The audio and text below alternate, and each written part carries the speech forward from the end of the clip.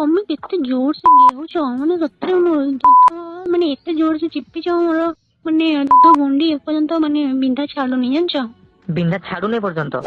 ନା ତମେ ନା ଯେତେବେଳେ ଏଥର ମତେ ଗେଇବ ମାନେ ମୋ ପାଇଁ ଔଷଧ ନେଇକି ଆସିବ ତାପରେ ଗେଇବ ଦରଜ ଯେମିତି କଟିବ। ଔଷଧ ମତେ ନେଇକି ଆଇବି?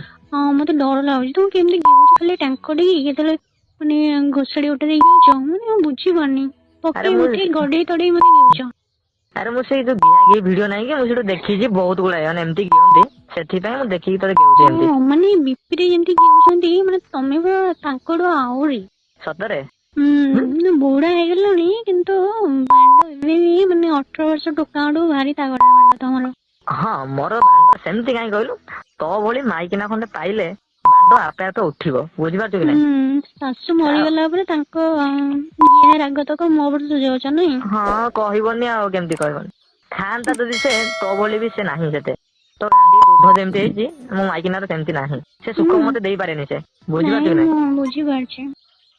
ଆଉ ଗୋଟେ କଥା ମୋ ପୁଅ ମାନେ ତୋ ସ୍ଵାମୀ ହେଲା ହୁଁ ସେ ଶଳା ମାନେ ଏଇଭଳି ଗୋଟେ ମାଇକିନା ପାଇଛି କିନ୍ତୁ ଗେହି ପାଉନି ନା।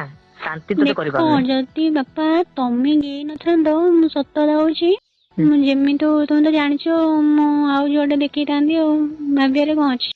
ନା ନା ଆରେ ଦେଖ ଘର କଥା ଘରେ ରହିବ ନା ଶୁଣ ଆମେ ବାହାରେ ଦେଖ ବାହାରେ ଯଦି ଏମିତି କାମ କରିବ ବଦନାମ ହବ କି ନାଇଁ କହିଲ? ହୁଁ ସେଥିପାଇଁ କହୁଛି ଘର କାମ ଘରେ କରିବା ବାହାର ଲୋକ ଜାଣିବାର ହିଁ ନାହିଁ। ଯେତେବେଳେ ଇଚ୍ଛା ଘିଅ ଖାଇବା ପାଇଁ ମୁଁ ଅଛି ହେଲା।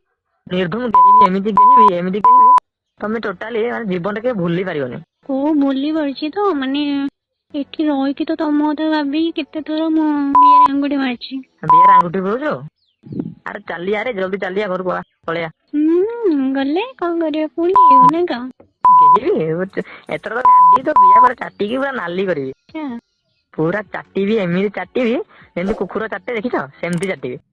ସେଇଆ ତ କର ନା ହଁ କହିବନି କେମିତି। ଏଥର ଅଧିକା କରିବି କାହିଁ କହିଲୁ ଗୋଟେ ମାସ ହେଲାଣି ପୁରା ଭୋକେଇଲା ଅଛି ପୁରା ହେଲା।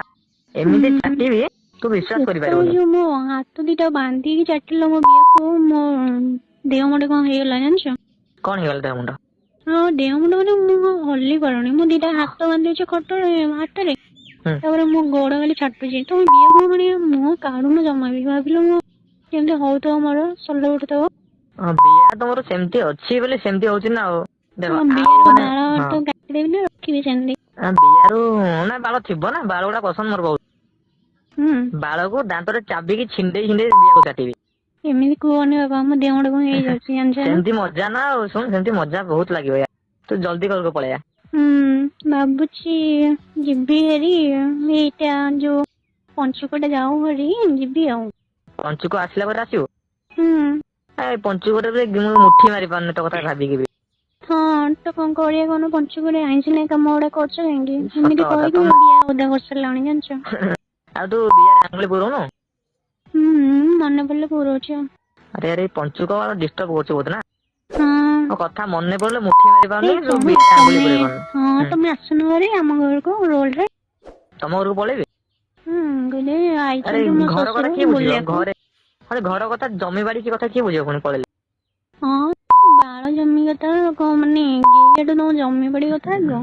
ନା ତ ଗେହିବି ତତେ। ନା ମୁଁ ଜାଣିନି ତମେ ଆସ ହେରି ନା